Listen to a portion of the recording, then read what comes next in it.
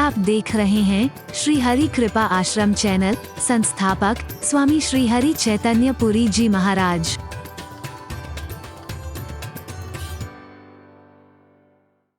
हमारे पास चर्चा करेंगे उसकी कृपा से मिलजुल करके।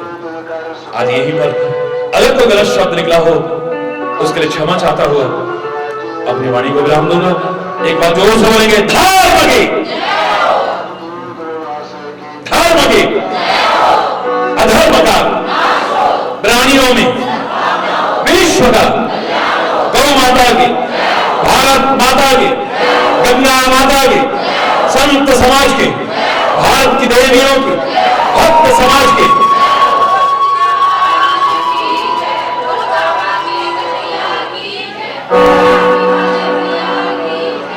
बोलो वृंदावन बिहारी जय जय श्री राधे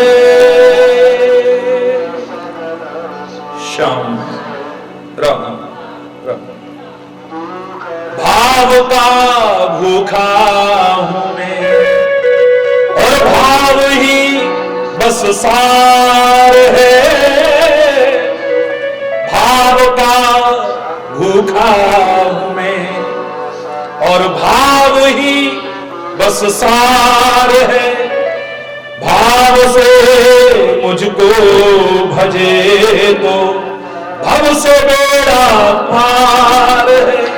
भाव से मुझको, मेरे प्रभु कह रहे हैं, मेरे प्रभु कह रहे हैं, भाव बिन सुनी पुकारों को कभी सुनता नहीं। फिर दोष मत देना, हमारी तो सुनता ही नहीं है भगवान। वो कह रहा है, भाव बिन सुनी, प्रेम बिन सुनी पुकारों को कभी सुनता नहीं। और भाव की एक टेर भी करती मुझे लाचार। भाव की एक टेर भी करती मुझे लाचार। भाव का भूखा हूं मैं और भाव ही बस सार है। अन्न धन और वस्त्र भूषण कुछ न मुझको चाहिए। अन्न धन और वस्त्र भूषण कुछ न मुझको चाहिए। प्यार से भाव से एक पुष्प भी दे वो मुझे स्वीकार। भाव से एक पुष्प भी दे वो मुझे स्वीकार है। भाव का भूखा हूं मैं और भाव ही बस सार। भाव से मुझको भजे तो भव से बेड़ा। ये भाव हो, श्रद्धा हो, प्यार हो, विश्वास हो, भक्ति हो, प्रभु दूर नहीं है, गुरु तुमसे दूर नहीं है, संत तुमसे दूर नहीं है, हर क्षण तुम्हारे साथ है। तुम्हें भी अनुभव हो सके, इसी कामना के साथ एक बार फिर कोई गलत शब्द निकला हो उसके लिए क्षमा चाहता हूं। समय अभाव के कारण अपनी वाणी को यहीं विराम दूंगा। वृंदावन बिहारी जय जय श्याम राम राम। हरि बोल, हरि बोल, हरि बोल।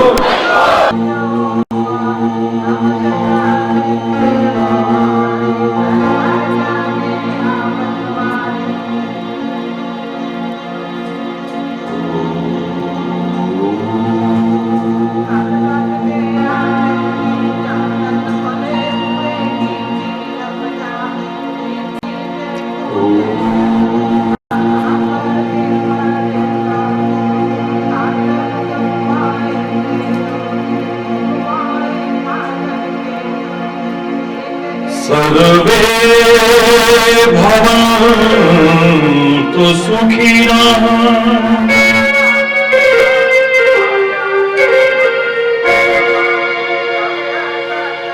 सर्वे सन्तु निरामया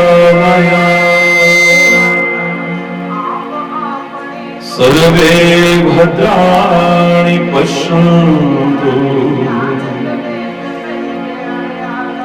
मा कश्चित् दुःखभाग् मा कश्चित् दुःखभाग् भवेत्।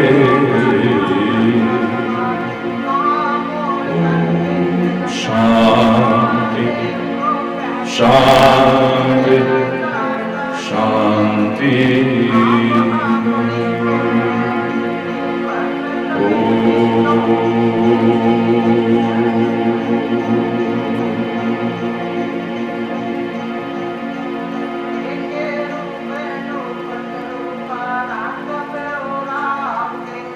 पूर्णमदः पूर्णमिदं पूर्णात् पूर्णमुदच्यते पूर्णस्य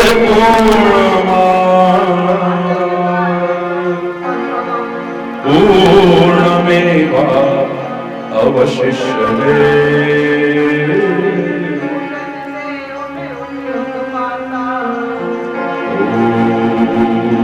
शांति शांति शांति। मन्नाथः श्री जगन्नाथः मद्गुरु श्री जगद्गुरु ममात्मा सर्वभूतात्मा तस्मै श्री गुरुवे नमः तस्मै श्री गुरुवे नमः तस्मै श्री गुरुवे नमः।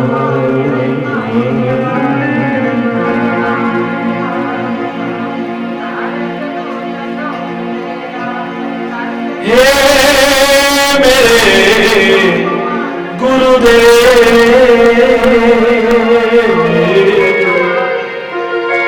हे मेरे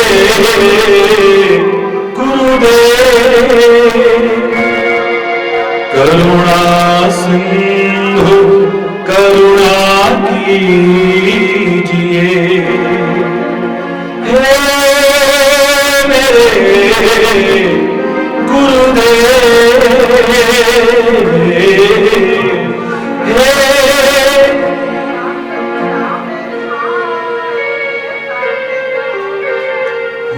अधम आधीन शरण अधम आधीन अशरण अब शरण में लीजिए। हे मेरे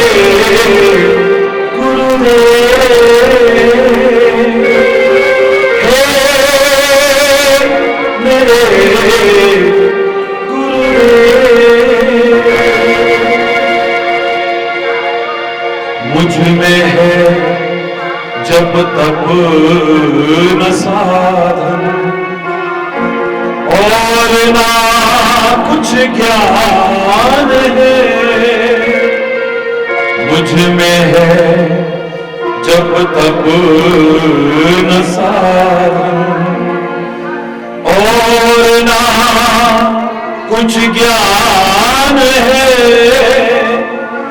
निर्लज्जता है एक बाकी और बस अभिमान है।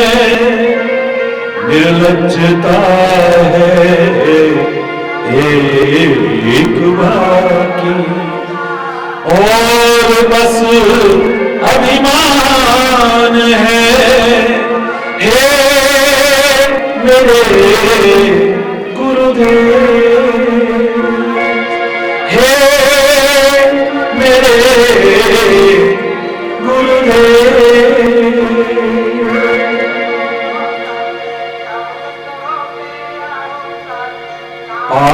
बोझे से लदी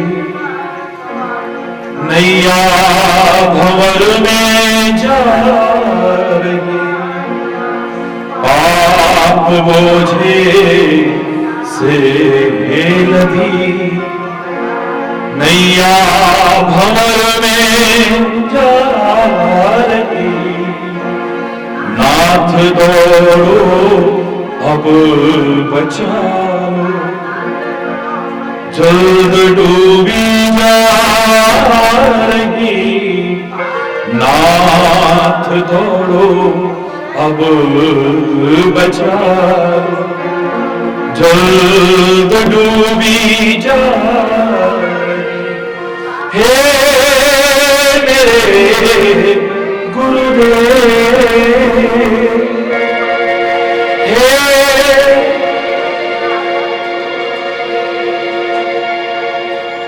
आप भी यदि छोड़ देंगे फिर कहाँ जाऊंगा मैं, आप भी यदि छोड़ देंगे फिर कहाँ जाऊंगा मैं, जन्म दुख से नाव कैसे पार कर पाऊंगा मैं, जन्म दुख से नाव कैसे पार कर पाऊंगा मैं। हे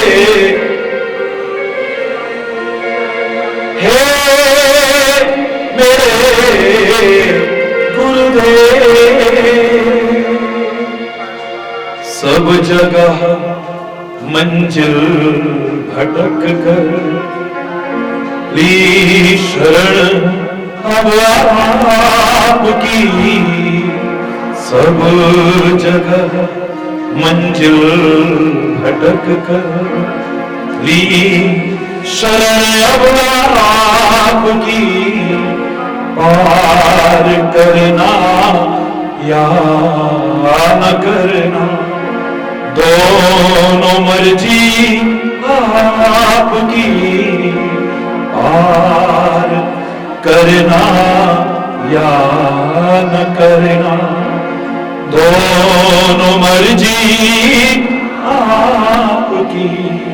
हे मेरे गुरुदेव, हे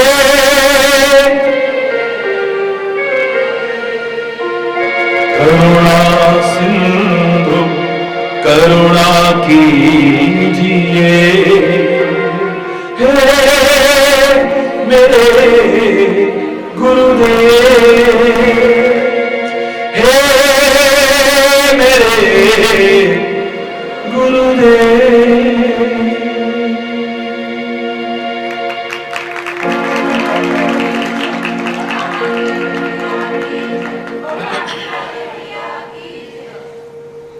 हरि हरि जोर से बोलिए।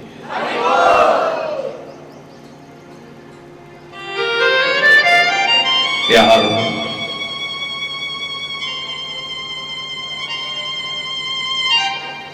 जिसे मैं परमात्मा का स्वरूप कह दूं तो कोई अतिशयोक्ति नहीं।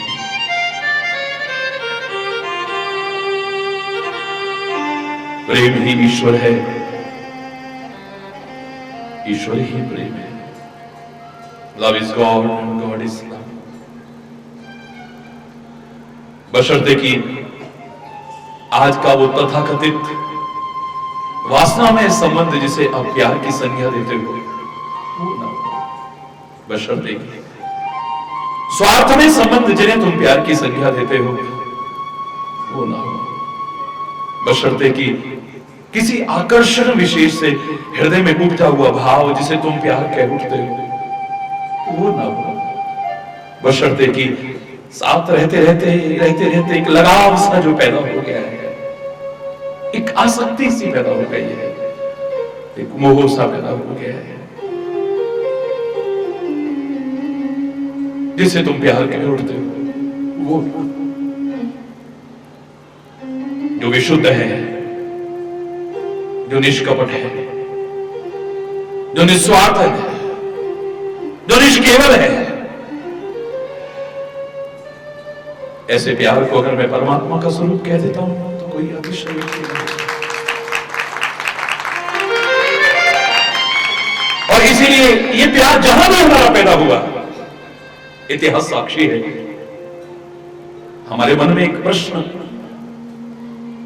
उत्पन्न हुआ है कि सामने वाला कहीं परमात्मा तो नहीं है। ये परमात्मा नहीं है तो कोई परमात्मा का कोई निज जन तो नहीं है। कल जनक का उदाहरण मैंने दिया, उसके मन में भी ये प्रश्न आया था कि ये परमात्मा तो नहीं है कहीं। योग भोग मह राख्यो गोई, राम विलोकत प्रगट्यु सोई। सहज विराग रूप मन मोरा, पर थकित हो तुझ में चंद चकोरा। इन्हें देख करके हे मुनि विश्वामित्र, मेरे मन में एक स्वाभाविक प्यार पैदा हो रहा है, और स्वाभाविक प्यार परमात्मा और परमात्मा के निज जन के अलावा कहीं नहीं हो सकता है। तो मुझे बताओ, ये जो प्यारे प्यारे सुकुमार बालक है, कहीं परमात्मा तो नहीं है?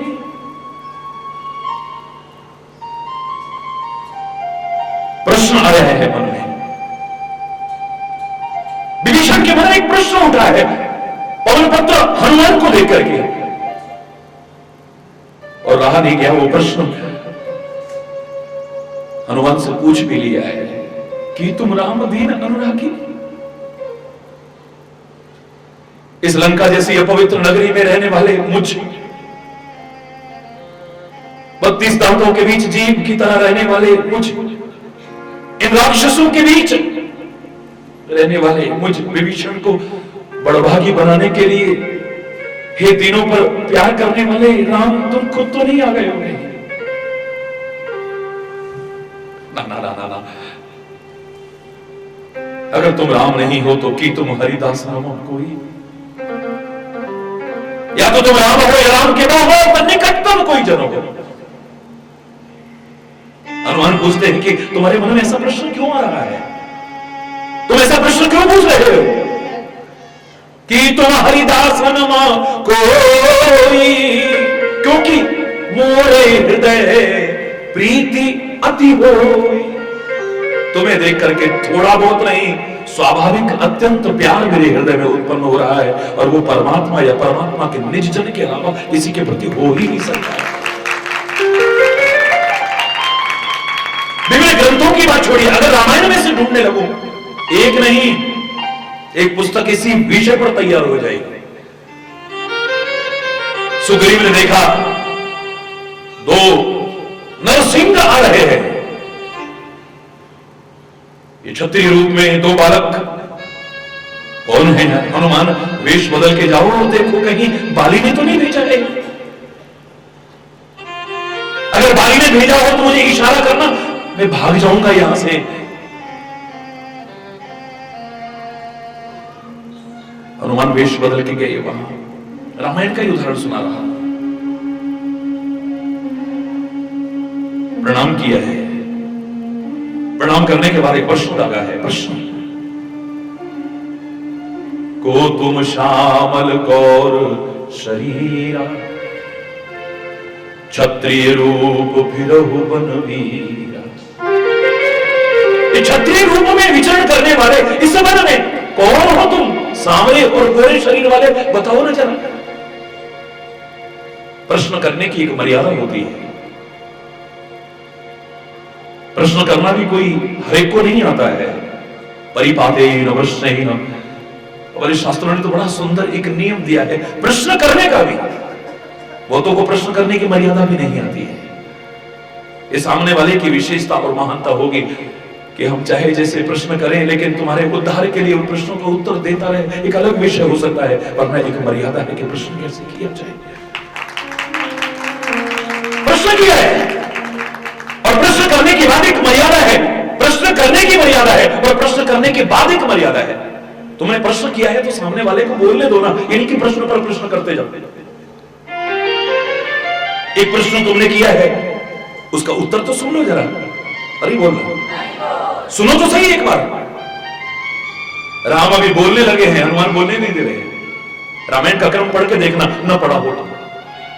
को तुम श्यामल गौर शरीरा, क्षत्रिय रूप फिरो बनवीरा, कठिन भूमि कोमल पदगामी, कवन हेतु बन विचरहु स्वामी। अगला प्रश्न डाल दिया है, तुम कौन हो? पहला प्रश्न। दूसरा प्रश्न, यहां पर क्यों घूम रहे हो? अरे बोल, अरे उत्तर तो देने दो, उत्तर तो देने दो। भगवान श्री राम फिर बोलने की कोशिश करते हैं, हनुमान फिर प्रश्न कर देता है। अगला प्रश्न, तीसरा प्रश्न, कि तुम दीन देव मह कोई। अरे मेरे शब्दों को बड़े ध्यान से सुनना, विचार पूर्वक सुनना, और जो मैं कहना चाहता हूं इसे समझने की कोशिश करना। तुम ब्रह्मा विष्णु महेश में से तो कोई नहीं है। तुम कौन हो? ये प्रश्न है, सामने वाले को उत्तर देने दो। मैं कौन हूं? अरे बताने तो दो ने। अपने आप ही निर्णय कि तुम तीन देव मह को, आप ब्रह्मा विष्णु महेश में से तो कोई नहीं हो। वो कुछ कहने लगे, उससे पहले एक प्रश्न और दाग दिया, नर नारायण की तुम दो। तुम नर नारायण के अवतार तो नहीं हो? बताओ ना तुम ब्रह्मा विष्णु महेश में से तो कोई नहीं हो। अगर तुम ब्रह्मा विष्णु महेश नहीं हो तो नर नारायण के अवतार तो नहीं हो तुम। वो कुछ बोले उससे पहले फिर पांचवा प्रश्न कर दिया है कि तुम अखिल भुवनपति लीन मनुज अवतार। हे अखिल भुवनपति, ये सारी सृष्टि के मालिक, कहीं तो मानव का शरीर धारण करके इस संसार का भार हरण करने के लिए, लोगों का उद्धार करने के लिए अवतार लेकर के तो नहीं आ गया? मुझे बताए एक बात, कौन है तुम कौन हो? यहां पर क्यों विचरण कर रहे हो? तुम ब्रह्मा विष्णु महेश में से तो कोई नहीं हो। तुम नारायण के अवतार तो नहीं हो। कहीं तुम अखिल भुवनपति मानव शरीर धारण करके तो नहीं आ गए होते? भगवान श्री राम ने कहा उत्तर देना ठीक नहीं है, इससे प्रश्न पूछना उचित रहेगा। क्योंकि अब इतने प्रश्नों पर प्रश्न कर रहा है, एक प्रश्न करने का अधिकार अब मुझे भी बन जाता है।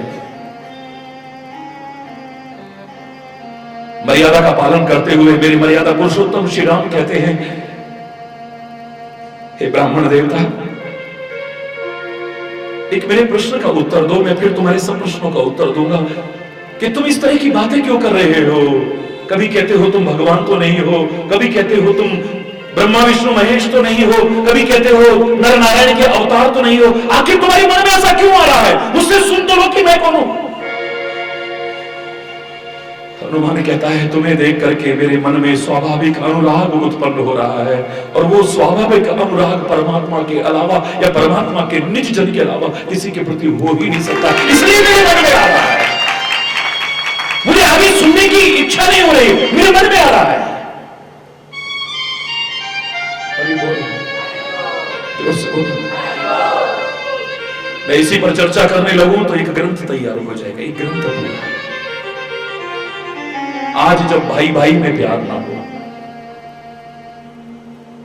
आज जब पति पत्नी के बीच प्यार की वो मधुरता ना हो, माँ बाप और बच्चों के बीच वो प्यार ना हो, समाज में एक दूसरे के प्रति ऐसा प्यार ना हो, और किसी को देख करके दिखावटी नहीं, कोई आकर्षण की वजह से नहीं, किसी वजह से नहीं, इसका रूप अच्छा लग रहा है तब हमारे मन में आकर्षण पैदा हो गया, इसकी वाणी अच्छी लग रही है तब हमें अच्छा लगने लगा, इसकी बातें अच्छी लग रही हैं, इसका मजाक करना अच्छा लग रहा है, इसकी ये बात अच्छी लग रही है, तब नहीं, किसी वजह से नहीं। और जो किसी वजह से प्यार पैदा होगा ना, वो कब खत्म हो जाएगा कोई पता नहीं है। अगर वो वजह ना रही तो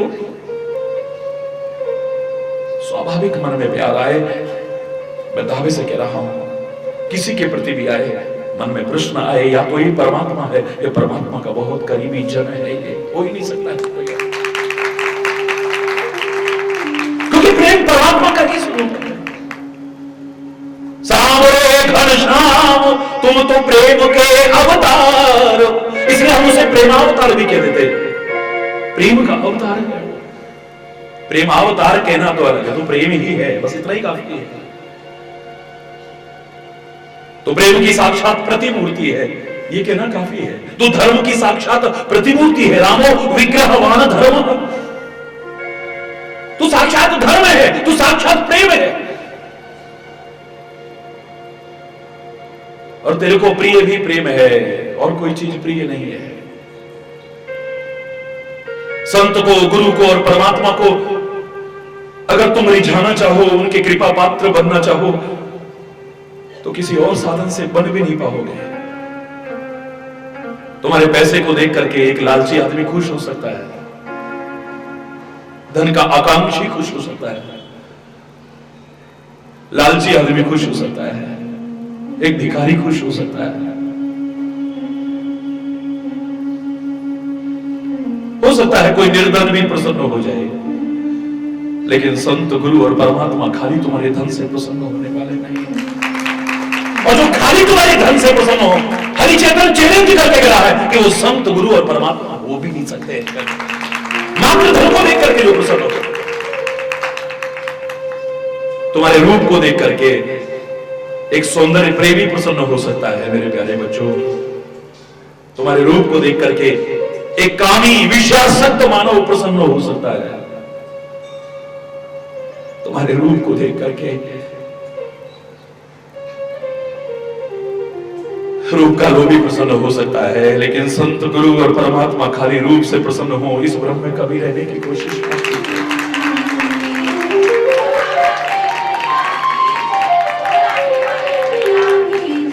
तुम्हारे ज्ञान को देख करके एक अज्ञानी प्रसन्न हो सकता है। बड़ा ज्ञान है इन्हें, बड़ा ज्ञान है इन्हें, बड़ा ज्ञान है इन्हें। मेरे परमात्मा, मेरे संत, मेरे सदगुरु तुम्हारे ज्ञान को देख करके भी प्रसन्न होने वाले नहीं है, मात्र ज्ञान को नहीं। ज्ञान अगर आचरण में नहीं है तो वो प्रसन्न होने वाले नहीं है। खाली ताकत को देख करके एक निर्धन व्यक्ति तुम्हें अपना बनाने की सोच सकता है, खुश हो सकता है। अरे कभी लड़ाई होगी तो इसके घर से भी 10 बंदूकें आएंगी यार, कोई निर्भर प्रसन्न हो सकता है। लेकिन संत, गुरु और परमात्मा तुम्हारी किसी प्रकार की ताकत को देख करके भी प्रसन्न होने वाले नहीं। वो प्रसन्न होंगे तो तुम्हारा अच्छा जीवन देख करके प्रसन्न होंगे, वो प्रसन्न होंगे तो तुम्हारा अच्छा आचरण देख करके प्रसन्न होंगे, वो प्रसन्न होंगे तो तुम्हारा प्यार, तुम्हारी श्रद्धा, तुम्हारी भावनाएं देख करके प्रसन्न होंगे, किसी और चीज से प्रसन्न होंगे।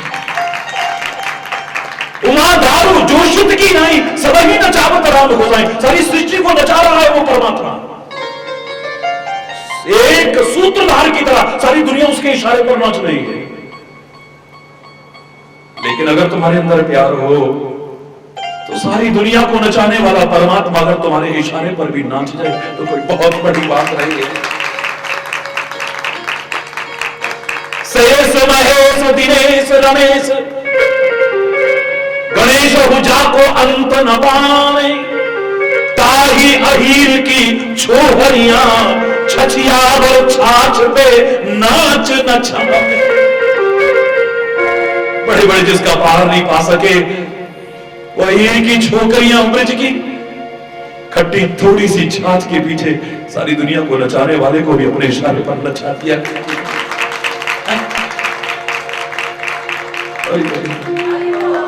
काहे के बल पर, काहे के बल पर, बोलो ना, काहे के बल पर है? प्रेम के बल पर।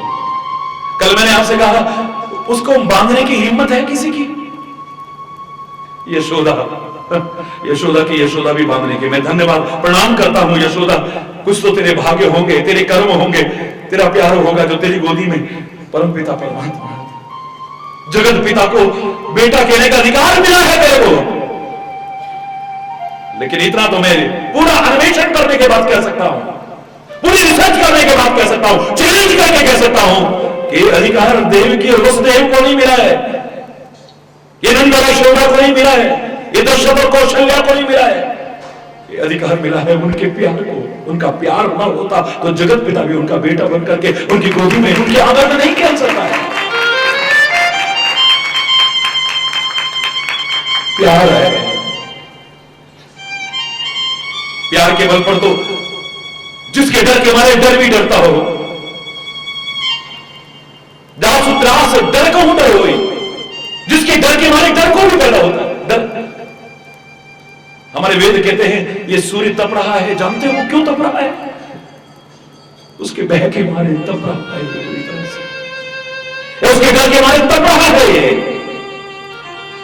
ये हवाएं दसों दिशाओं में उसके डर के मारे भागी फिर रही, अपने अपने काम में लगी है सारे। ये ब्रह्मा विष्णु महेश भी उसके डर के मारे डरते हैं, कांपते हैं।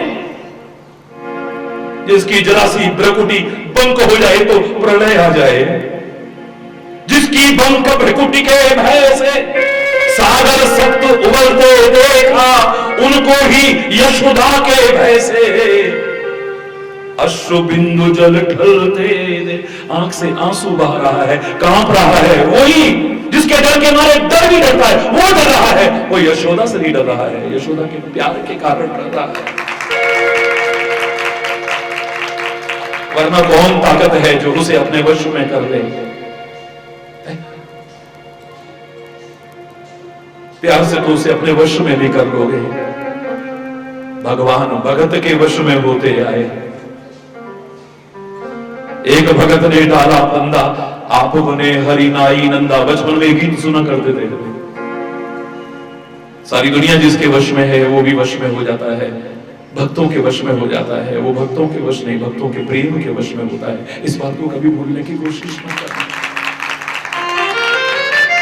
ये प्रेम जिसके बारे में कल आपसे कहा था कि इसको सीमित शब्दों के दायरे में बांधने की हिम्मत किसी की नहीं है।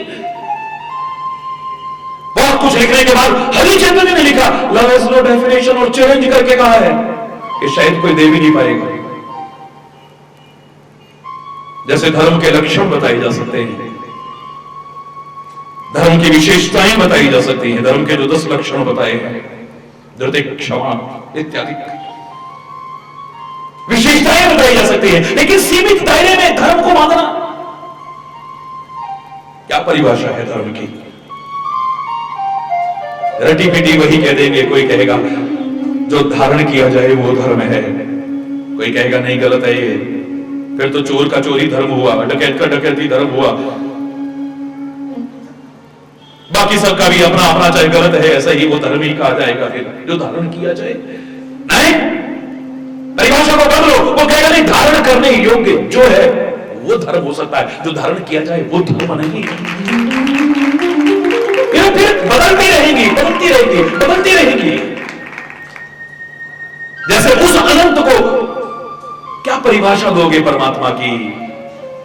कोई कहता है तो मैं भी कह देता हूं, जो त्रिकालावाद है वो सत्य है, और जो सत्य है वही परमात्मा है। बस जो था है और आगे भी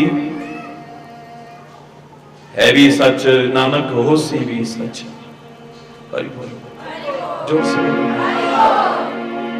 जो था है और आगे भी रहेगा वही परमात्मा है। त्रिकालावाद है जो तीनों समय में मौजूद है, भूतकाल में भी, वर्तमान में भी, भविष्य में भी रहेगा। दे देते हैं, वरना तुम इतनी सी परिभाषा में पूर्णता समझ रहे हो। अरे इतना वेदों ने वर्णन किया और वर्णन करने के बाद नीति नीति कहकर के हार गए। न इति न इति न इति, इसका अंत नहीं है, वो अनंत है, उसका कोई अंत नहीं पा सकता है।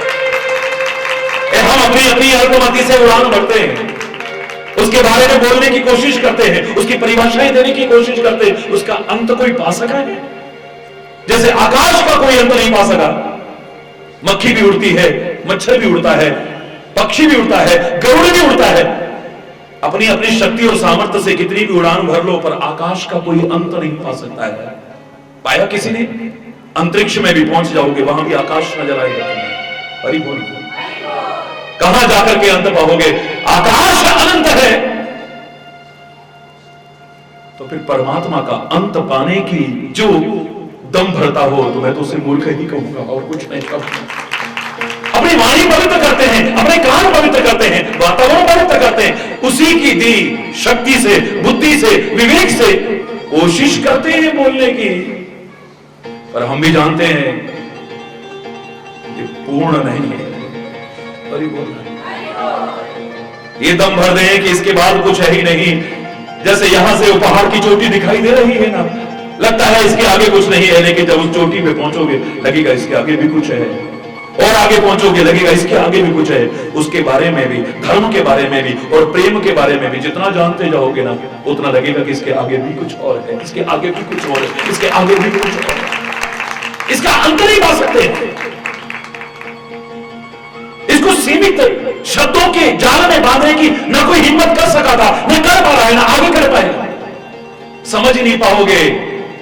प्यार की भाषा विचित्र है, प्यार का व्यवहार विचित्र है। इसे अगर तुम सीधी सीधी आंखों से देखोगे तो कई बार पहचान भी नहीं पाओगे। प्यार कई बार तुम्हें लगेगा ये प्यार है, वो तो समझने वाला ही समझेगा।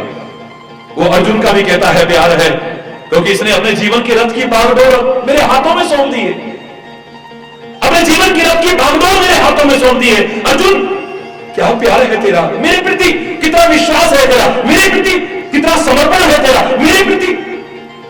एक और प्रेमी आया, ओ अर्जुन शर्म कर, भगवान का प्रेमी बनता है।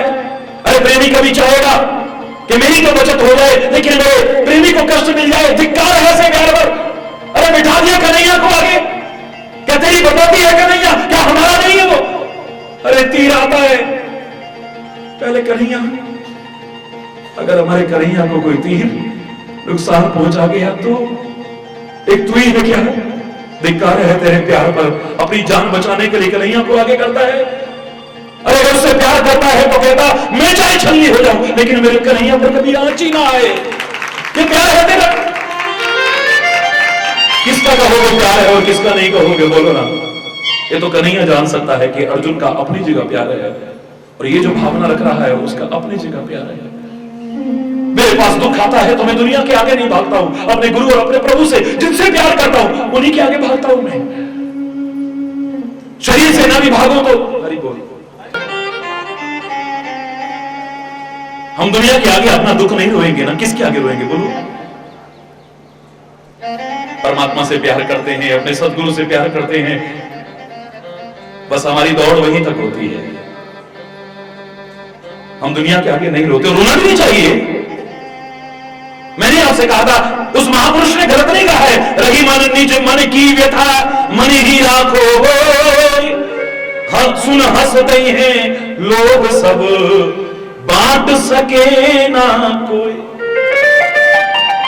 अपने मन की व्यथा को किसी के आगे मत कहना कभी, बांट कोई सकता नहीं। ये रो करके सुनते और हंस के उड़ाते हैं। हरि बोलना, जोर से बोलना। इसलिए अपने मन में जो दुख है, अपनी जो व्यथा है, हर के सामने मत कहा करो। और मैं तो जब पढ़ा करता था, इससे भी आगे दो शब्द कहे थे, क्षमा चाहते हुए कहूंगा, उस महापुरुष को नमन करने के बाद उसने बड़ी अच्छी बात कही है, लेकिन मैं उससे आगे दो शब्द कहता था कि यहां पर व्यथा या कोई भी कथा हर एक के आगे कहने की कोशिश ही मत करना। चाहे तुम्हारा दुखड़ा हो चाहे सुखड़ा हो, हर एक के आगे मत रोना, मूक रहना, बोलना मत। हर किसी के सामने अपनी हृदय निधि खोलना मत, हर किसी के सामने। सुख भी रोगे ना किसी के आगे तो खुश नहीं होगा वो, और ईर्ष्या करेगा। मेरे बेटे की इतनी अच्छी ना, अरे भगवान हमारा बेटा तो अभी तक बेरोजगार घूम रहा है, तो देखो इनकी। अरे बोलना, हमारी बेटी की थी बड़े अच्छे घर में शादी, खुश नहीं होगा कोई। हो सकता है काम करा दे कहीं तुम्हारे उसमें काम में, हो सकता है कोई व्यवहार पैदा करने की कोशिश करे, क्योंकि तुम्हारे सुख को देख करके हर कोई खुश होता है। ईर्ष्या करते हैं, जलन करते हैं। मैं तो एक पंक्ति में कहा करता हूं, आज आदमी अपने अभाव से इतना दुखी नहीं है जितना किसी के बढ़ते हुए प्रभाव को देख करके दुखी। ये आगे क्यों बढ़ रहा है, ये सुखी क्यों हो रहा है, ये तरक्की क्यों कर रहा है? सहारा नहीं देंगे बल्कि टांग खींचने की कोशिश करेंगे। भाई भाई को बढ़ते देख करके खुश नहीं है, एक दूसरे को बढ़ते तरक्की करते देख करके खुश नहीं है। क्योंकि ज्यादातर हमारी प्रवृत्ति बहुत ओछी प्रवृत्ति हो गई है। कौन होगा किसी को बढ़ते देख करके खुश जो सागर जैसा उदार होगा, विशाल हृदय का होगा? जो सागर शांत रहता है, धीर रहता है, गंभीर रहता है, बीच में, किनारे पर नहीं, लेकिन बीच में भी उस सागर में उछाल आते देखिए हमने। ज्वार भाटा जिसे कहते हो बहुत बढ़ते देखा है हमने, लेकिन कब उछलता है वो सागर? लगता है वो खुश होकर के उछल रहा है, लेकिन कब? जब चंद्रमा की कलाएं बढ़ती हैं, जो जो पूर्णिमा का दिन करीब आता है, समुद्र में उतने उछाल बढ़ने लगते हैं। अगर आपको पता हो तो, ना पता हो तो बता रहा हूं, कभी जानने की कोशिश करना। जो सागर शांत रहता था, धीर रहता था, गंभीर रहता था, वो उछलता है। कब उछलता है? जब चंद्रमा को बढ़ते देख करके, उसकी कलाओं को बढ़ते देख करके। किसी को बढ़ते देख करके अगर कोई खुश हो सकता है, खुशी के मारे उछल सकता है, तो सागर जैसा उदार हृदय का व्यक्ति ही हो सकता है। ओछी प्रवृत्ति का व्यक्ति किसी को बढ़ते देख करके तो क्यों कहना इनको अपना सुख भी? मूक रहना, बोलना मत हर किसी के सामने, अपनी हृदय निधि खोलना मत हर किसी के सामने। आंख से मोती ढुलकते मोल इनका कौन जाने, तू इन्हें चुपके संजोले ये बड़े अनमोल दाने। इस निठुर जग की तराजू पर हृदय को तोड़ना मत, मूक रहना बोलना मत, मूक रहना बोलना मत हर किसी के सामने, अपनी हृदय निधि खोलना मत हर किसी के सामने। अपने दिल के भाव हर एक के सामने उजागर करने की कोशिश मत करो। हरिचंदन भी आपसे कह रहा है, न सुख रोना इनके आगे। क्योंकि बहुत से लोगों को पूछो ना, आप दुखी क्यों हो? उनका उत्तर उनके आचरण से पता लग रहा है। बोले आप सुखी हो इसलिए दुखी हो। अरे बोले अपने दुख से इतना दुखी नहीं हो, तेरे सुख से जितना दुखी हो। अरे बोले कई तो इतना नीचे गिर जाते हैं,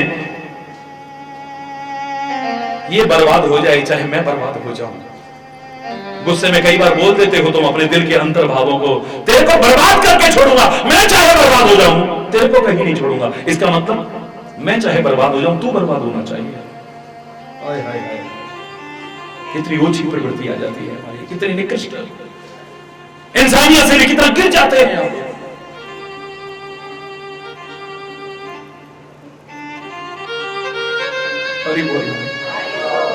मैं जो कहना चाह रहा था, मैं खुद कहता हूं, एक ऐसे लोग हैं उनका दुख हो सुख हो सब अपने गुरु को, अपने प्रभु को सुना देते हैं। कोई परेशानी आएगी, कोई मुसीबत आए, कोई संकट आए, वो दुनिया के आगे नहीं जाते हैं। जाए शरीर से न जाए, लेकिन जहां हो मेरा गुरु और मेरा परमात्मा, तो वहां से भी मेरी पुकार को सुन सकता है। वो उन्हीं को सुनाते हैं बस।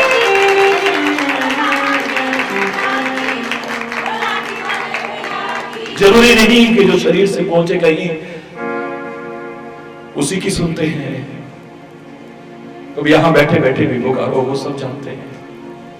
मेरा सदगुरु सब जानता है, मेरा परमात्मा सब जानता है। हरि बोल। और एक वही है जो कष्ट लेकर के भी, तुम्हारे कष्टों को भी अपने ऊपर लेकर के भी तुमको सुखी करने की कोशिश करता है। मेरे परमात्मा ने भी क्या किया है? दुनिया में कोई कर सकता है ऐसा? रामायण में दावे से कह रहा है तुलसी, अनेक कारण होंगे राम के अवतार के, लेकिन राम जो आता है सहज संकट किए साधु सुखारी। जो सज्जन लोग हैं, जो भक्त हैं, उनके संकटों को खुद सहन करता है और उनको सुखी करने की कोशिश करता है मेरा परमात्मा। विभीषण पर अगर वो शक्ति आने की कोशिश करती है तो तुरंत विभीषण पाछे मेरा, सन्मुख राम सही सो सहला। रामायण का लंका कांड में पढ़िए, विभीषण को तुरंत पीछे कर लेते हैं, राम सामने आ जाते हैं और उस शक्ति को अपने सीने पर सहन करके खुद मूर्छित हो जाते हैं, पर विभीषण पर आंच नहीं आने देते, खुद मूर्छित हो जाते हैं। सहज संकट की ये साधु सुख है। रात दिन कष्ट उठाता है मेरा संत, मेरा सदगुरु, मेरा परमात्मा लोगों को सुख पहुंच जाए। तो प्यार का एक रूप यह है कि उनका कोई दिल का भाव हो, कोई परेशानी हो, वो अपने गुरु से कहते हैं, अपने प्रभु से कहते हैं, किसी और से नहीं कहते हैं। लेकिन एक ऐसा भी है जो कहता है नहीं, ना ना ना, मेरे गुरु और मेरे प्रभु को अगर कष्ट होगा तो नहीं, ये तो मैं नहीं कह सकता कि उनको नहीं बताना है। ये कहना तो हमारे प्यार की बहुत निम्न श्रेणी को प्रकट करेगा। हमारे मन में तो ये होना चाहिए उनको तो सब कुछ पता है, हम बताएं या ना बताएं। हमारे मन में आना चाहिए कि हम कोई कर्म ऐसा ना करें, कोई व्यवहार ऐसा ना करें जिसकी वजह से हमें कष्ट उठाने पड़े, और हमारे कष्टों को दूर करने के लिए मेरे सदगुरु को और मेरे परमात्मा को कष्ट उठाने पड़े। एक ऐसा उसका भी प्यार है जो अपना दुख रो देता है, और उसका भी प्यार है जो दुख के लायक ही अपना जीवन नहीं रखता है। दोनों का प्यार है, दोनों का। सूरदास और तुलसीदास एक बार ब्रज में इकट्ठे हुए दोनों लोग, और जब दो भक्त इकट्ठे होते हैं तो चर्चा भक्ति की होती है, व्यर्थ की चर्चा नहीं होती है। दो क्रिकेट प्रेमी इकट्ठे हो, क्रिकेट की चर्चा ना हो सकता है ऐसा? बोलो बोलो ना, हो सकता है। दो फिल्मों के शौकीन मिले, चाहे कितनी बातें करें, कैसी बातें करें, फिल्मों की चर्चा बीच में ना आए, ऐसा हो सकता है। दो निंदा चुगली करने वाले मिले और वो किसी की भी निंदा चुगली ना करें, ऐसा हो सकता है? अरे बोल। दो उपन्यास के प्रेमी मिले और उपन्यास की चर्चा ना करें, ऐसा हो सकता है? हर किसी नहीं हो सकता है। लेकिन अफसोस तब होता है जब दो भक्त मिलते हैं और भक्ति और प्रेम की चर्चा के अलावा व्यर्थ का चिंतन जब चलता है, व्यर्थ की चर्चा चलती है। इससे बड़ी शर्म की बात और क्या हो सकती है? अगर दो भक्त इकट्ठे होते हैं, दो प्रेमी इकट्ठे होते हैं, भक्ति और प्रेम के अलावा का चर्चा होती है, तो फिल्मों के शौकीन बैठे तो फिल्मों की चर्चा, निंदा चुगली करने वाले इकट्ठे हैं तो निंदा चुगली, क्रिकेट के शौकीन मिले तो क्रिकेट की चर्चा, जो जिस चीज का प्रेमी है उनकी वो चर्चा चलती है। और हमारी सोचना कहीं ऐसा तो नहीं कि लोग हमें भक्त समझते हैं, प्रेमी समझते हैं। हमारा मन भी हमें भक्त समझता है और प्रेमी समझता है, लेकिन वास्तव में इससे अभी हम कोसों दूर पड़े हुए हैं, पहुंचे ही नहीं है उसका। अरे बोल। दो भक्त इकट्ठे हुए, भक्ति की चर्चा होने लगी, और जब भक्ति की चर्चा होती है तो भक्ति के प्रति रुचि रखने वाले को इनविटेशन कार्ड की जरूरत नहीं पड़ती है, पता लगना चाहिए बस। जैसे जिसको रुचि है, पता लगा बस महाराज जी आ रहे हैं, कहां से भागा है, बोलो कहां से। इनको इनविटेशन कार्ड भेजा किसी ने? भेजा? करोड़ों लोग इतना प्यार रखते हैं, इतना प्यार कि हरि चेतन अपना सारा जीवन भी लगा दे, उनके प्यार का मुकाबला कभी कर नहीं सकता। अथाह प्यार रखते हैं, अगाध प्यार रखते हैं, करोड़ों है। पता लगना चाहिए। करोड़ों लोग ऐसे हैं जो रात को नींद नहीं आती जब तक महाराज जी का प्रवचन न सुन ले। करोड़ों लोग, 18.5 करोड़ से ज्यादा लोग हैं। मेरी तो सारी दुनिया अपनी है। पता लगना चाहिए, बस पता लगना चाहिए। गृहस्थी के कामों में से निकलना कोई संभव नहीं है। जैसे तैसे आदमी फिर भी सुनते भागे तो बहुत बड़ी बात है। लेकिन कौन? जिसकी रुचि होगी ना। जिसकी रुचि नहीं है उसके सामने तो कार्ड भी भेज दो, निमंत्रण कार्ड भी भेज दो, तब भी सोचेंगे जी शादी भी है और उधर भी है, वहां भी जाना है, वहां भी टाइम मिला तो हम जरूर आएंगे। तेरे आने ना आने से अरे बोलना, जोर से बोलना, और जोर से बोलना है।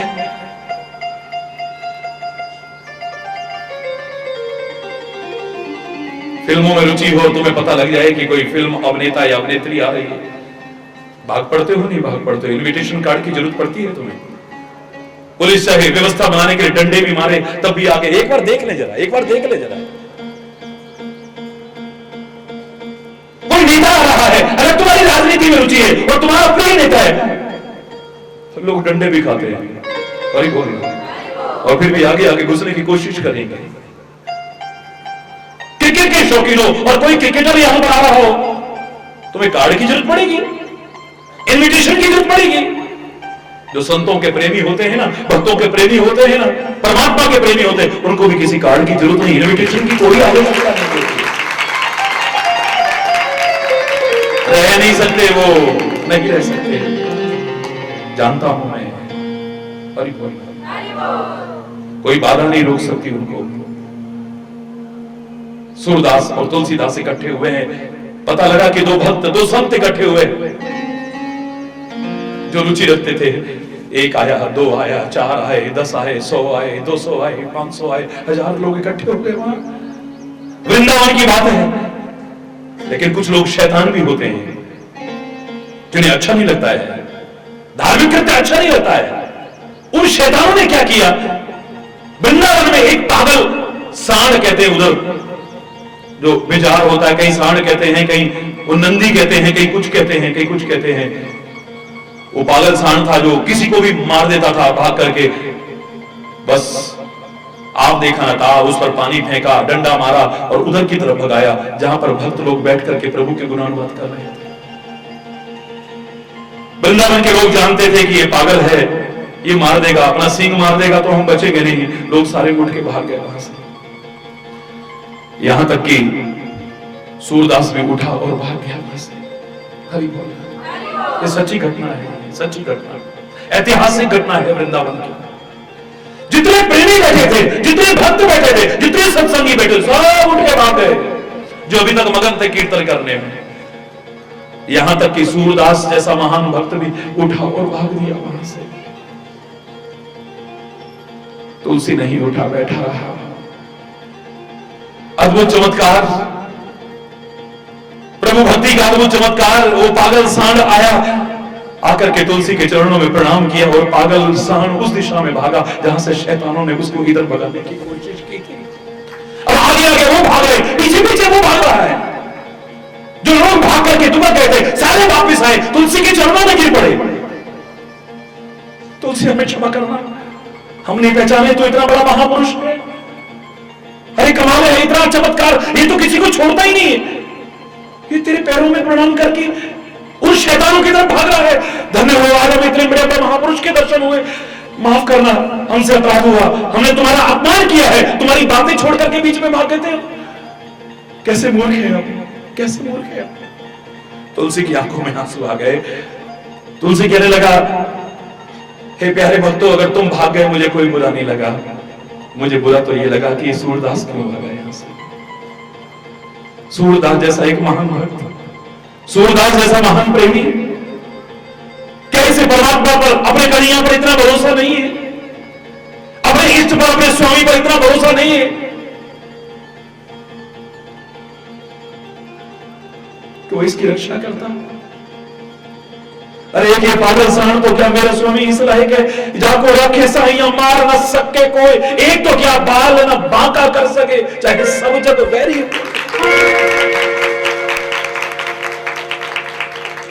दुख इस बात का है कि ये कथा करने वाले भी आज बॉडीगार्ड लेके चलते हैं।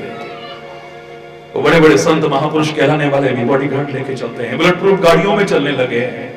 एक स्टेटस सिंबल समझते हैं। हमारी बोल जोर से दुनिया से कहेंगे कि तुम भरोसा रखो तुम्हारी रक्षा होगी, लेकिन शायद उन्हें खुद भरोसा नहीं है।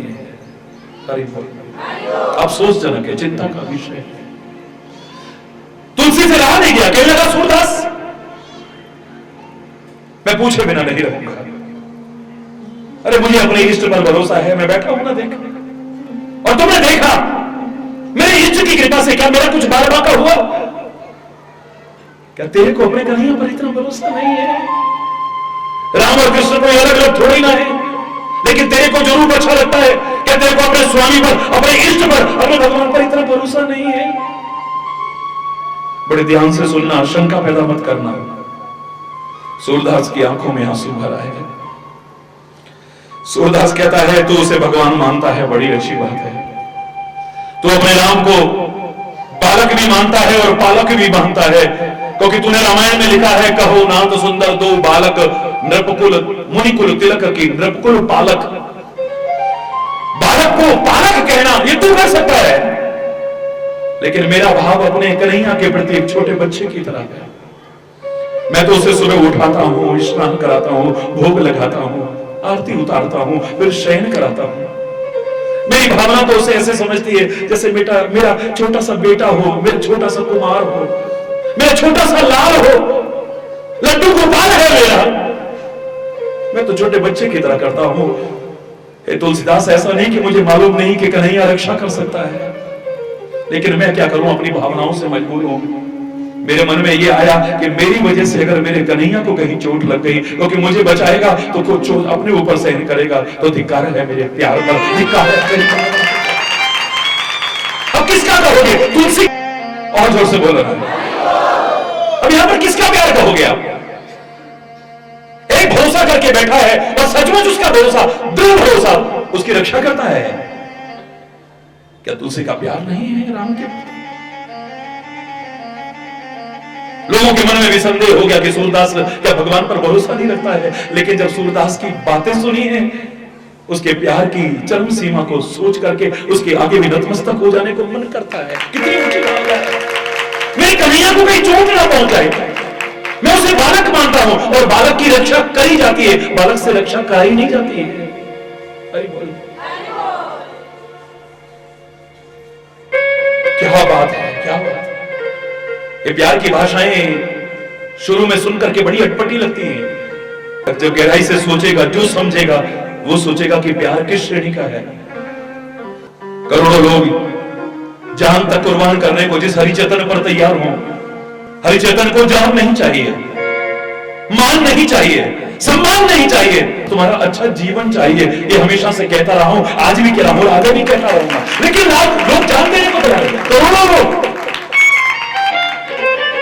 कभी जानकारी लेना, एक इशारे अपनी जान तक कुर्बान करने को तैयार होंगे। करोड़ों लोग इतना प्यार करते हैं। मैं उस प्रेम को प्रभु के चरणों में अर्पित कर देता हूं, क्योंकि मैं जानता हूं मुझे कौन पूछता था तेरी बंदगी से पहले। लोग अड़ करने लगेंगे, लेकिन मेरे मुंह से यही निकलता है जब ऐसा प्यार देखता हूं। तो मैं कह भी रहता हूं कि मुझे कौन पूछता था तेरी बंदगी से पहले, मैं तुझी को ढूंढता था इस जिंदगी से पहले। एक खाक का जर्रा था, क्या थी मेरी हस्ती। मैं थपेड़े खा रहा था तूफान में जैसे कश्ती, दर दर भटक रहा था। तेरी बंदगी से पहले मुझे कौन पूछता था तेरी बंदगी से। मैं था इस तरह जहां में जैसे खाली सीप होती। अरे बोल रहे परमात्मा, ये जो प्यार कर रहे हैं, मुझे लग रहा है मुझसे भी कर रहे हैं। मैं तो शायद 4 लोगों को भी अपना ना बना पाता, 3 लोगों को भी शायद घर गृहस्थी में, पता नहीं, गारंटी चैलेंज करके आप कहने का क्या फायदा। अगर मैं घर गृहस्थी में होता तब तो कहता ना, पता नहीं 3 लोगों को भी बना पाता या ना बना पाता। लेकिन तेरे को अपना बना लिया तो 3 लोगों को अपना बना लिया है। ये जो प्यार कर रहे हैं मुझसे नहीं कर रहे हैं, मैं तेरे गुण गाता हूं इसलिए कर रहे हैं, तो ये प्यार तेरे से कर रहे हैं। ये जो प्यार मुझे कर रहे हैं, ये सारा तेरे चरणों में ही अर्पित करता हूं। और कृपा करना इनका प्यार बना रहे और आनंद गुना बढ़ता रहे। मैं तो इस तरह जहां में जैसे खाली सीप होती, मेरी बढ़ गई है कीमत, तूने भर दी है मोती। दर दर भटक रहा था तेरी बंदगी से पहले, मुझे कौन पूछता था इस जिंदगी से।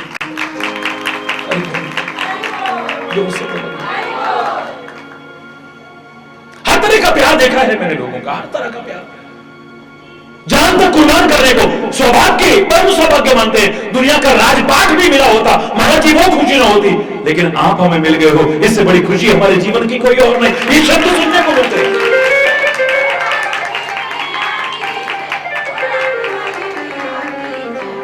कब से सोचते थे कभी सामने देखेंगे आपको, टीवी पर सुनते थे बस। आज हमारी कई वर्षों की साधना पूरी हुई है महाराज जी।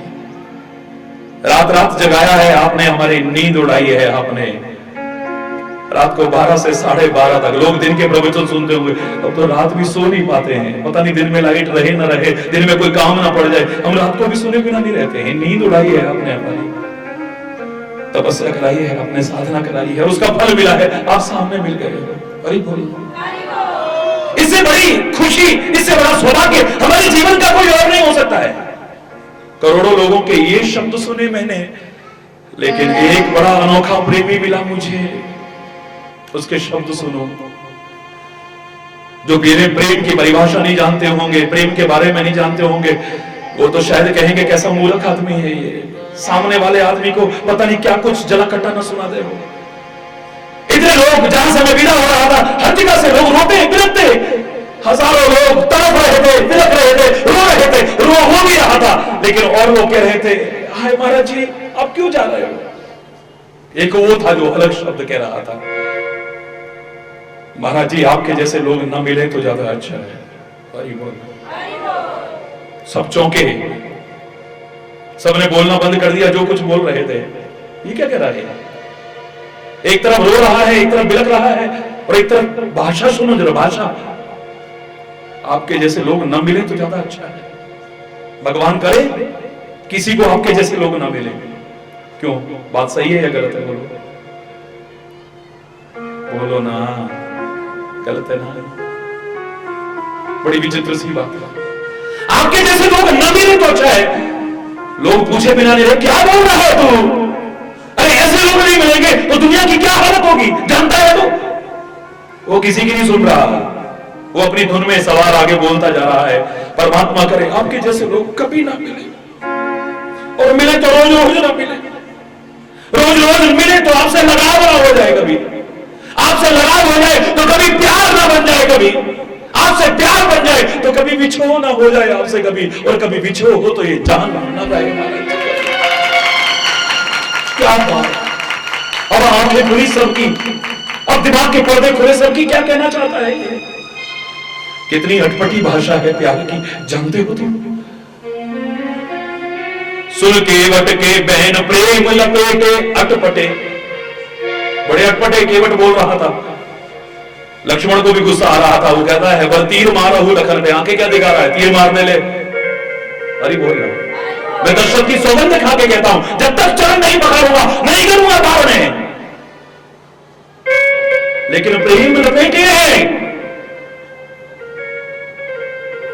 शुगर कोटेड है, शुगर कोटेड, प्यार की मिठास भरी हुई है। चाहे वो अटपटे भी क्यों ना हो, जो प्यार की कदर जानता है उस राम को इतने प्यारे लग रहे हैं, सुनकर के आनंद विभोर हो रहा है। उसका मन कर रहा है केवट और बोले, केवट और बोले। गुस्सा आ रहा है लक्ष्मण को, बुरा लग रहा है सिया को, लेकिन मेरे राम को आनंद आ रहा है, वे हंसे करुणा है, मुस्कुरा रहे हैं सुनकर के। ये प्रेम की भाषा है। बोल, दुनिया में हर कोई कहता होगा ये डूबना अच्छी बात नहीं है, डूबने वाला मरता है। लेकिन एक प्रेमी है जो बार बार कहता है तेरे प्यार के दरियाओं में डूब जाए तो हमारा जीवन डूब जाए, इतना डूब जाए हम। और विचित्र बात यह है कि वहां डूबने वाला मरता है, लेकिन यहां डूबने वाला तरता है। यह भी एक विचित्र बात है। कोई बंधन चाहता है, कोई बंधन चाहता है, कोई बंधन नहीं चाहता है। इंसान को क्या, एक पशु पक्षी को भी अगर एक पिंजरे में कैद करने की कोशिश की जाए, तड़पता है अंदर, छटपटाता है अंदर, तरसता है कि कब मुझे कोई खोले और आजाद कर दे। एक प्रेमी है जो किसी के प्यार में भी मगन हो, कहता है कैद मांगी थी रिहाई तो नहीं मांगी, हमें तो भोला बना दे तू, तेरे चरण कमल हो और हम बन जाए भोरे। जैसे कमल के अंदर भौरा कैद होकर के अपनी जान भी कुर्बान कर देता है, ऐसे तेरे चरण कमल में हम भौरे कुर्बान हो जाएं पूरी तरह से। हमें उसमें कैद रखना, कभी भी मुक्त करने की कोशिश मत करना, इन चरण कमलों से दूर करने की कोशिश करना। जैसे कमल से भौरा दूर नहीं होना चाहता है, उसमें कैद होकर के जान भी दे देता है। लकड़ी में छेद कर सकता था, लेकिन कमल की कोमल पंखुड़ियों को नहीं काटता है, क्योंकि वो यही कहता है कैद मांगी थी रिहाई तो नहीं मांगी थी। ऐसे ही तेरे चरण तो हैं कमल और हमारा मन है भौरा, बना ले इसे, तेरे चरणों की गंध में ही आकृष्ट होकर के रह जाए, कैद हो जाए, इसमें कभी न छूटे। ये साथ, ये बंधन, ये संबंध कभी टूटे ना, कभी छूटे ना, लगा रहे, लगा रहे। जलना अच्छी चीज नहीं है। दुनिया में हर कोई कहता है जलना नहीं चाहिए, अच्छी बात है जलना। चाहे तुम ईर्ष्या में जलते हो, चाहे तुम द्वेष में जलते हो, चाहे बदले की भावना से जलते हो, चाहे क्रोध की आग में जलते हो, पता नहीं काय में जल रहे हो और तुम्हें एहसास ही नहीं है। अंदर अंदर सब कुछ खत्म होता जा रहा है।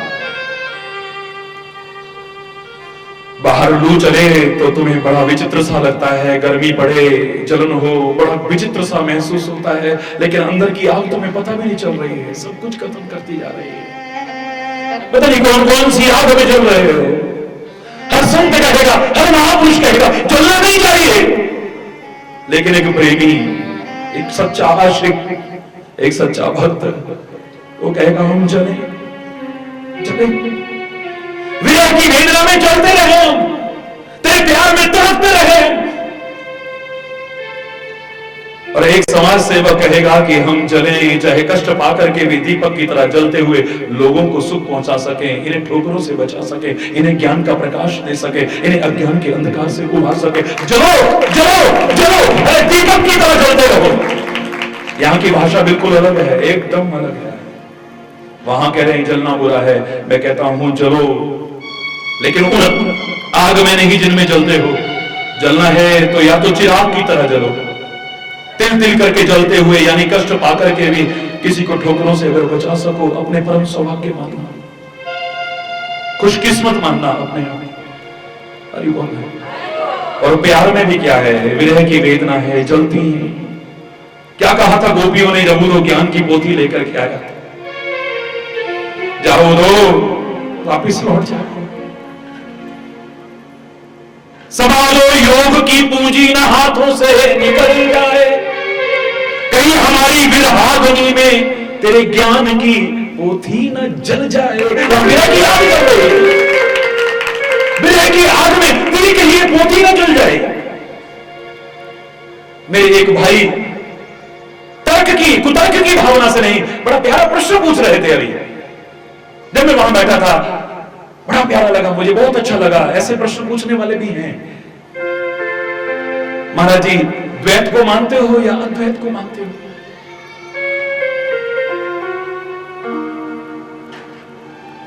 उनको वहां थोड़ा समझाया, समझ में आ गया होगा। क्यों बोलो, आ गया?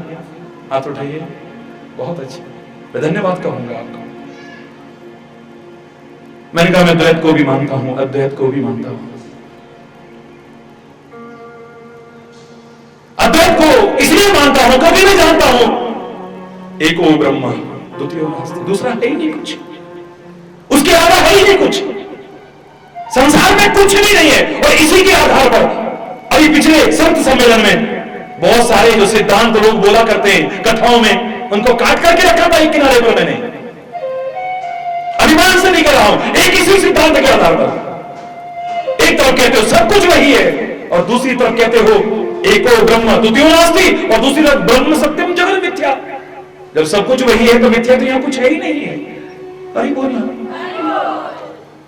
ये जगत भी वही है, जगत का रचयिता भी वही है, जगत का पालन करता भी वही है, जगत का संघर्ता भी वही है। जब सब कण कण में वही है तो मिथ्या यहां पर किसको कहोगे? मेरा प्रश्न है आपसे। एक चीज को मिथ्या सिद्ध करके दिखाओ ना, एक चीज को अविनाशी सिद्ध होकर के दिखाओ ना। सब कुछ विनाशी है, एक परमात्मा अविनाशी है, बिल्कुल नहीं।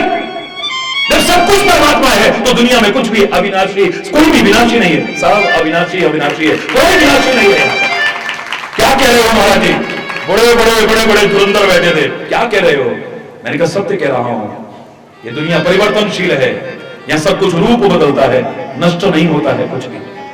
कभी कलम का रूप होता है, कभी पौधे का रूप होता है, कभी पत्तियां आ जाती हैं, कभी गुलाब आ जाता है, कभी गुलाब का अर्क निकल आता है, कभी गुलाब जल बन जाता है, कभी गुलकंद बन जाता है, कभी इत्र बन जाता है, कभी कुछ बन जाता है। नष्ट कुछ नहीं होता, खाली रूप बदलता है। दावे से कह रहा हूं, बदलो सिद्धांत करो, खाली लकीर के फकीर बन करके उन्हीं पंक्तियों को रखते मत रहो, विरोधाभासी शब्दों को बोलने की कोशिश मत करो। मैं आपसे पूछता हूं, जिसको तुम कह रहे हो आत्मा तो अविनाशी है, परमात्मा तो अविनाशी है, यह शरीर नष्ट हो जाएगा। मेरा प्रश्न है, शरीर कितने तत्वों का बना है? बड़ा खतरनाक हुआ था अभी ये कार्यक्रम, जहां पर ये आया था कि कहीं पर कुछ संशोधन करना हो तो सारे मिलकर के आगे बढ़ो, घबराओ मत। लोग अर्थ के अनर्थ करके शास्त्र वाक्यों का दुरुपयोग करते हैं। अगर तुम्हें कुछ अच्छा संदेश मिल सके, कहीं संशोधन भी करना पड़े तो करो, क्रांतिकारी विचारधारा। आज तक जितनी बातें हमारे सामने आई है, काहे के बल पर आई थी? वाद होता था, शास्त्रार्थ होता था, और जो शास्त्रार्थ में विजयी होता था उसी को तो हम आचार्य कहते थे। किसको आचार्य कहते थे? जितने भी आचार्य हुए हैं, जिनकी बातों को आज हम गाते हैं, जिनकी बातों को बोलते हैं, क्यों बोलते हैं? क्योंकि वो अपनी बात को प्रस्तुत करके दिखाते थे। मैंने कहा मैं अभी कुछ चंद पंक्तियां रख रहा हूं आपके सामने। विश्व का हर प्राणी एक ही बात को दोहराता चला जा रहा है। चलो शरीर को अविनाशी कहते हो, मैं पूछता हूं शरीर कितने तत्वों का बना है? बताइए ना, सारे बोलो ना।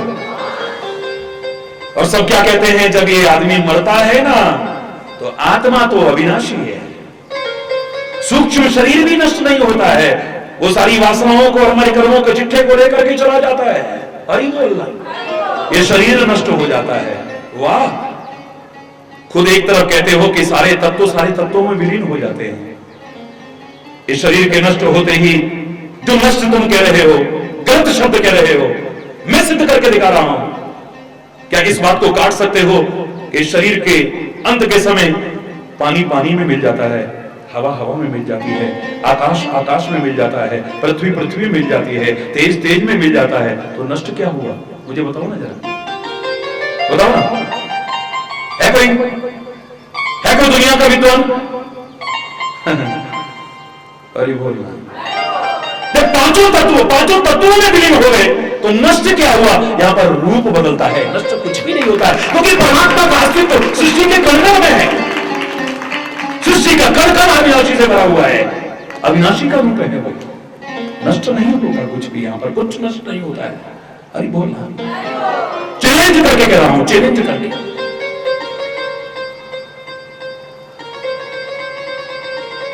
बिल्कुल ठीक ऐसे ही इस बात में भी कह रहा हूं। अद्वैत सिद्धांत यही से आया है कि उसके बिना कोई है ही नहीं है, लेकिन सामाजिक व्यवस्था और मर्यादा के लिए द्वैत सिद्धांत को अपनाना पड़ेगा आपको, उससे वंचित नहीं रह सकते हो, अपनाना पड़ेगा आपको। मैं जानता हूं कि पिता भी वही है, पुत्र भी वही है। यहां पर ज्ञान सीख करके कोई जाए, वेदांत की क्लास लेकर के जाए और कह दे घर में जाकर के, पिताजी जो आत्मा आप में है वही मुझ में है, जो शरीर आपका है वही शरीर मेरा है, जो तत्व आपके हैं वही तत्व मेरे, मुझ में और आप में कोई फर्क नहीं है। आज से पैर मैं नहीं छूऊंगा, पैर आप छूओगे। आज से आज्ञा पालन मैं नहीं करूंगा, आज्ञा पालन आप करोगे। क्यों? अच्छा लगेगा? बोलो ना, बोलो ना, जोर से बोलो ना। जो महाराज जी है वही आप में है, सच है ये। जो आत्मा मेरे में है वही आप में है।